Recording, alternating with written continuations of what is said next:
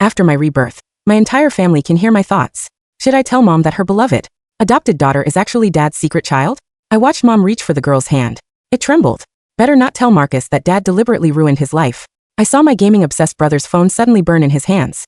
If Ethan knew Dad hired someone to harm his legs, would he be devastated? My wheelchair-bound oldest brother's hair seemed to smoke with rage.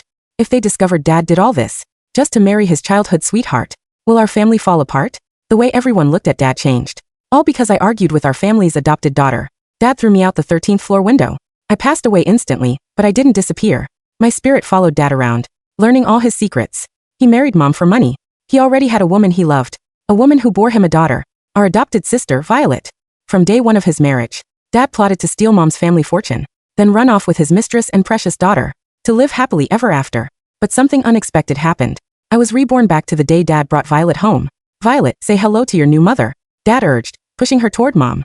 Violet trembled like a frightened bird, unable to meet anyone's eyes. Her exposed arms showed marks everywhere. This pitiful appearance made Mom feel instant compassion. She would treat Violet better than her own daughter, better than me. Terrified of mistreating her as Mom reached out to take Violet's hand. Did I tell Mom Violet is actually Dad's secret child? Mom's hand holding Violet's visibly shook. She looked around, finally settling her gaze on me. I blinked innocently back at her. Mom frowned, thinking she was hallucinating. Next, Violet will throw herself into Mom's arms, crying, earning her sympathy. The next moment, Violet buried herself in Mom's embrace, sobbing dramatically. In my past life, Mom was deeply moved and cried with her. This time she couldn't cry. Her eyes stayed fixed on me. Amber, are you speaking? No, Idania. I can't let Mom know I was reborn. She'll think I'm a monster. Mom's eyes widened like saucers, belief written across her face. Dad stepped forward, comforting Violet. Don't cry. This is your home now. He turned to me. Amber, show Violet to her room, okay? I agreed readily, thinking soon Violet will fall down the stairs and blame me. Sure enough, halfway up, Violet tumbled down the staircase. Dad rushed to catch her. Violet, what happened? Don't blame Amber. I slipped, Violet said painfully. Dad immediately snapped at me. Amber, Violet is your sister now. How could you target her? Have we spoiled you so much you'd do something this terrible? Mom walked over, noticeably less agitated than Dad. Violet quickly addressed her. Please don't scold Amber. I understand she can't accept me, yet she's been the only daughter here. I get it. In my past life, this made Mom prejudiced against me, convinced I lacked compassion. Violet escalated her accusations, until Mom was completely disappointed in me, showering all her love on Violet alone. This time, I thought I'm going to get blamed again. No matter what I say, they won't listen. I should just stay quiet. Mom's eyes held guilt and sadness as she looked at me. Then slap. Mom's hand struck Violet's face hard, stunning everyone. Dad stood frozen, unable to process what happened. Mom's voice shook with fury. I saw clearly you fell on purpose. You're framing Amber. No wonder your previous adoptive family returned you. Pitiful people have hateful qualities. Adopting Violet was Dad's idea. Of course. He claimed he met a poor girl at an orphanage during charity work. Previously adopted but mistreated. He wanted to rescue her. He said having another girl would give me a companion. Mom agreed after Dad's persistent pleading. Dad and Violet had prepared everything perfectly. They didn't expect to be exposed on day one. Dad had deliberately blocked Mom's view, worried she'd see the truth. Violet stammered, helplessly, looking to Dad for rescue. Dad quickly explained Violet's been mistreated and lacks security. She probably misunderstood what happened. It's all a misunderstanding. You're overreacting and scaring the poor child. Mom prepared to expose Dad's scheme. Then she heard my thoughts again. If I expose Dad now, he won't admit it. Worse, it'll alert him. He controls so many company shares. Mom hesitated. My brothers will definitely side with Dad. He's always been the fun parent, while Mom's been strict. If things blow up, they might even help him. Mom fell silent, apparently agreeing with my reasoning. She forced down her anger. I don't want this happening again. Violet nodded obediently, still looking pitiful. Mrs. Chun, take her to her room. Mom ordered the housekeeper. Mrs. Chun led Violet upstairs. Dad tried explaining to Mom, hoping to make her accept and love Violet faster. But Mom grabbed my hand and walked past him without looking back. Dad stood bewildered. Usually his sweet talk made Mom happy. Why was she suddenly cold to him? I glanced back at his confused expression and smiled coldly. He had no idea his good days were ending. Mom brought me to my room. She studied me seriously. Amber, tell me, do you know something about your father? My expression stayed innocent. I shook my head. I don't know, but I thought I can't tell her. She'll be so disappointed. Last life I saw Dad with another woman and told Mom. She said I was making things up. Mom said I lacked compassion. That just because as Dad favored Violet more, I wanted to cause trouble. I'm so scared Mom won't love me anymore. Tears filled Mom's eyes instantly, her face showing heartbreaking guilt. Amber, you're my daughter. I love you more than anything in this world. I love you too, Mom. Deeply. Move. I threw myself into her arms. Mom didn't force me to say more, but afterward, I clearly felt Mom growing distant from both Dad and Violet. Whenever Violet tried being friendly, Mom ignored her. When Dad tried pleasing Mom, she barely responded.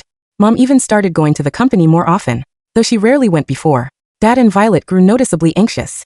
After dinner, they hid in a corner whispering. Violet said, "Dad, you said that woman was easy to please.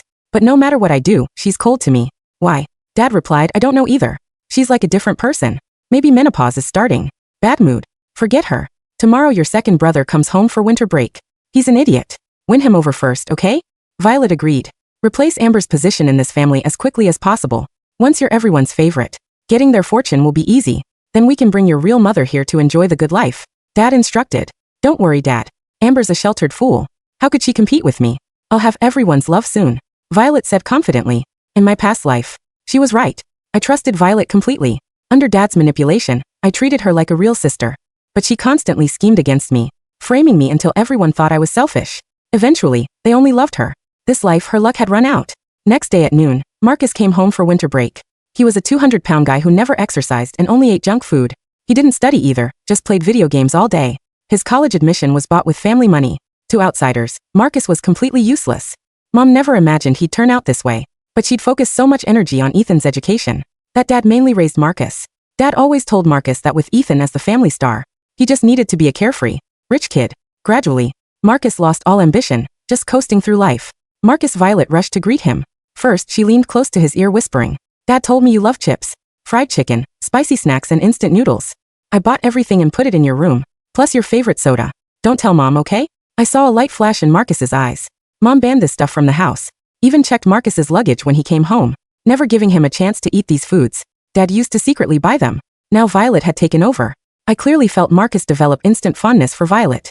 Until he heard my thoughts. Marcus looked at the treasure trove of junk food Violet had stashed in his room. In his past life, he would have hugged her, calling her the best sister ever. He would have spent the winter break rotting in his bed, consuming thousands of calories while his brain turned to mush from sugar and lack of sleep. But then he heard Amber's voice. It wasn't in his ears. It was a cold, echoing clarity inside his skull. Poor Marcus, Amber thought, standing by the doorway with a tray of fruit.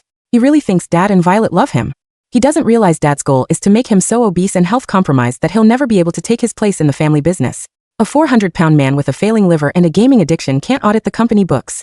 Dad is fattening him for the slaughter, so he can steal Marcus's inheritance without a fight. Marcus froze. His hand, which had been reaching for a bag of spicy chips, trembled. He looked at the colorful packaging. It suddenly didn't look like food, it looked like slow-acting poison. "Marcus, what's wrong?" Violet asked, her voice tilting with forced sweetness. "Don't you like it? I spent all my allowance on this for you." Marcus turned to look at Violet. For the first time, he saw past the pitiful orphan facade. He saw the calculation in her eyes, the way she was waiting for him to succumb to his weakness. He then looked at Amber. She was just standing there, peeling an orange, her face a mask of youthful innocence. But her thoughts were a thunderbolt. "In 3 years, Marcus will have a heart attack," the voice in his head continued. "Dad will pretend to cry at the funeral while he signs the papers to transfer Marcus's trust fund to Violet's mother. He'll tell the world Marcus was a troubled soul, who ate himself to death." Marcus felt a surge of bile in his throat.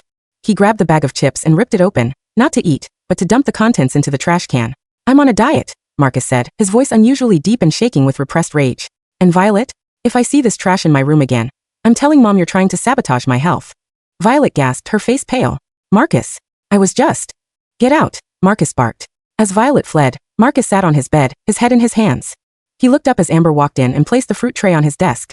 "Fruit is better for your brain, brother," Amber said aloud. If only he knew that Dad already has the mistress living in a villa 3 blocks away, waiting for Mom to accidentally fall ill. Asterisk, Amber thought. Marcus's eyes nearly popped out of his head. He looked at Amber, realizing that this wasn't a hallucination. He didn't know how he was hearing her, but he knew he had to listen. A week later, Ethan, the eldest brother, returned from his specialized clinic. Ethan was the genius of the family, a man who should have been leading the next generation of tech titans. But 2 years ago, a mysterious hit and run had crushed his legs, leaving him confined to a wheelchair and spiraling into a deep, dark depression. Dad played the role of the grieving, supportive father perfectly. He spent hours in Ethan's room, sighing about the cruelty of fate. That evening, the family gathered in the garden. Dad was pushing Ethan's wheelchair, talking about a new investment opportunity that required Mom to liquidate some of her heritage stocks. "It's for the kid's future, honey," Dad said, squeezing Mom's shoulder. "Especially for Ethan. If this venture succeeds, we can fund the most advanced robotic nerve surgery in Switzerland." Mom, who had been cold to Dad for weeks, looked at Ethan with watery eyes. She was almost ready to give in. Anything for her son. Amber sat nearby, petting the family dog. "Switzerland." Amber's internal monologue was a sneer. Dad isn't sending Ethan to Switzerland. He's sending that money to a shell company in the Cayman Islands. He doesn't want Ethan to walk. He's the one who paid the truck driver to hit Ethan's car in the first place. He knew Ethan was too smart. Ethan was the only one close to discovering the accounting discrepancies Dad was creating. Ethan's hands gripped the armrests of his wheelchair so hard the leather groaned. His face turned a terrifying shade of purple. Dad, oblivious, continued his pitch. I've already contacted the surgeons. We just need the initial $5 million. The driver's name was Leo Vance, Amber thought. His daughter is currently attending a top-tier university in England. Her tuition is being paid by an anonymous donor, through Dad's personal account. If Ethan checks the bank records from the month of his accident, he'll find a mysterious cash withdrawal of $50,000. Ethan's breathing became ragged. He looked at the back of his father's head. The man who had supposedly been his rock, the man who had cried, with him in the hospital. Dad, Ethan said, his voice like cracking ice. Yes, son. Dad turned, smiling warmly. I don't want to go to Switzerland, Ethan said.